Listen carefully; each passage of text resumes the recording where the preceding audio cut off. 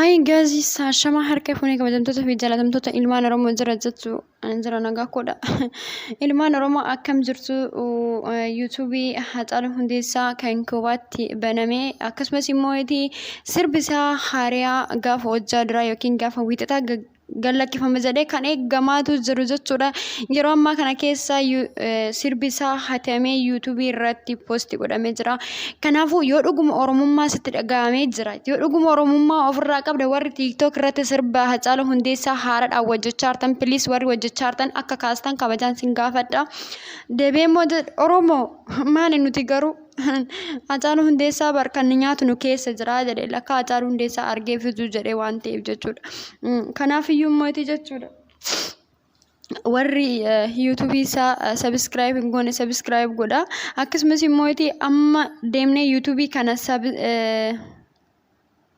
Ayya shama harka fuunee ammas deebi'ee dhufee jira jechuudha. Please warri TikTok sirba Haacaaluu Hundeessaa haaraa TikTok irratti ittiin hojjechaa jirtan please warri hojjettanii bo'uu jirtan bo'uu furmaata hin qabu. Bo'uun furmaata hin qabu. Boyichi wanti buusu tokko hin jiru waan ta'eef warri TikTok irratti ittiin hojjetan please warri TikTok irratti ittiin hojjettanii bo'aa jirtan kaasati akkasumas immoo nuti maal gochuu qabna YouTube kana sadiitu ittiin baname sadeenu import irratti goonee irratti gubuu qabna addunyaa marartatu eeggachaati jira sirba isaa kana haaraa jechuudha.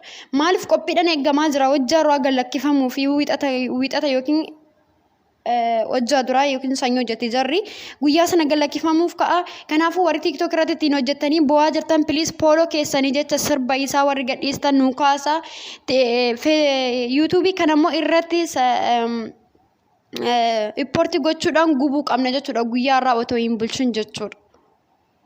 Kanaafuu shama harka fuunee kabajamtoota fi jaalatamtoota ilmaan Oromoo jira jirtu qeerroo fi qarreen akkam jirtu nagaa keessanii nageenya kiyyaaf kan jaalala bakka fi kallattiin jirtan isin akka qabu jecha waa tokko dubbachuun barbaade dhugaa Oromoo ta'uu guyyaa irraa Oromoo ta'uu guyyaaf hedduu isaa ofitti gaddus garuu Oromummaa kan koo dhiiga kan koo ofirraa dhiquu hin danda'u jechuudha. Kanaafuu wanti inni irraa isinii dubbachuu barbaadu xiqqoo si yoo jiraate ta'e jechuudha. YouTube Haacaaluu Hundeessaa warri subscribe godha. Akkasumas immoo sirba haaraa Haacaaluu Hundeessaa kan gallakkisuuf otoo jedhu lubbuudhaan irraa wareegame gaafa wiixata yookiin gaafa sanyoo kan gadhiifamuuf jedhu uummanni miliyoonaan lakkaa'amu qophiidhaan eeggachuutu jiru. Har'a immoo sirbi isaa jalaa atamee YouTube lamarratti post godhamuutu jira jechuudha. Kanaafuu gariin TikTok irratti ittiin boosanii TikTok irratti ittiin hojjechuutu jirtan please ittiin TikTok irratti ittiin hojjettanii ittiin hin boo'ina. Bo'uun furmaata hin qabu. Bo'uun imimmaan dhangalaasnee bo'uun Haacaaluu Hundeessaa nuuf hin deebisu.